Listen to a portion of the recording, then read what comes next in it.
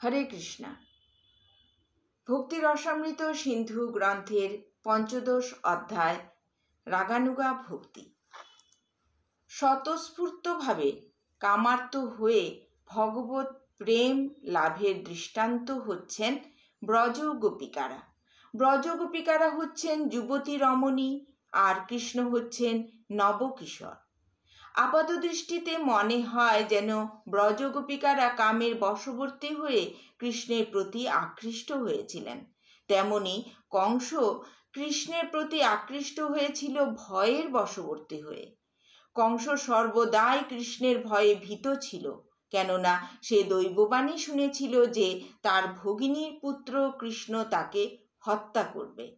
শিশুপাল সব সময় কৃষ্ণের প্রতি বিদ্বেষ ভাবাপন্ন ছিল, আর যদু বংশীয়রা কৃষ্ণকে তাদের আত্মীয় বলে মনে করে তার প্রতি আকৃষ্ট হয়েছিলেন।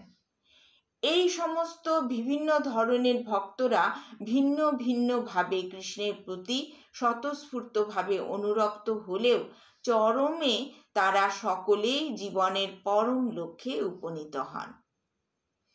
কৃষ্ণের প্রতি ব্রজ গোপিকাদের আকর্ষণ এবং যদু বংশীয়দের স্নেহ উভয়েই স্বতঃস্ফূর্ত অনুরাগ বা রাগানুগা ভক্তি বলে স্বীকার করা হয়েছে। ভয়ের বশবর্তী হয়ে উদ্বেগগ্রস্ত কংসের নিরন্তর কৃষ্ণচিন্তা এবং বৈরী ভাবাপন্ন হয়ে শিশুপালের কৃষ্ণচিন্তা ভগবত ভক্তি বলে স্বীকার করা হয়নি, কেননা কৃষ্ণের প্রতি তাদের মনোভাব অনুকূল ছিল না। অনুকূল মনোভাবাপন্ন হয়েই কেবল ভগবত ভক্তি সাধন করতে হয়। তাই শ্রীল রূপ গোস্বামীর মত অনুসারে এই ধরনের কৃষ্ণচিন্তা ভগবত ভক্তি নয়। যদুদের স্নেহের বিশ্লেষণ করে তিনি বলেছেন, তা যদি সখ্যভাবে হয়ে থাকে তাহলে তা রাগানুগা ভক্তি, কিন্তু তা যদি বৈধি মার্গে হয়ে থাকে তাহলে তা রাগানুগা নয়।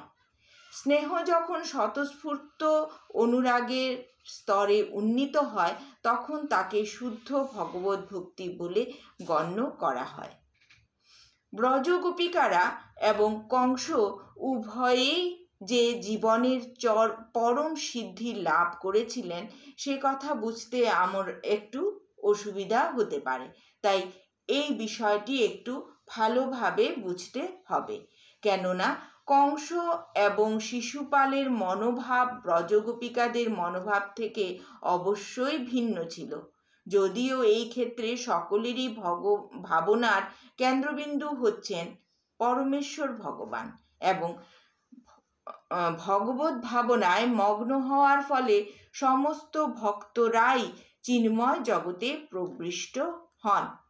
তবুও এই দুই ধরনের আত্মার মধ্যে কিছুটা পার্থক্য রয়েছে।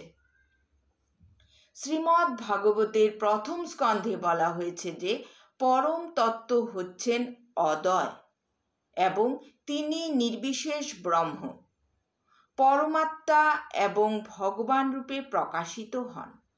পরম তত্ত্ব এক এবং অদ্বিতীয় হলেও তার চিন্ময় ভেদ রয়েছে।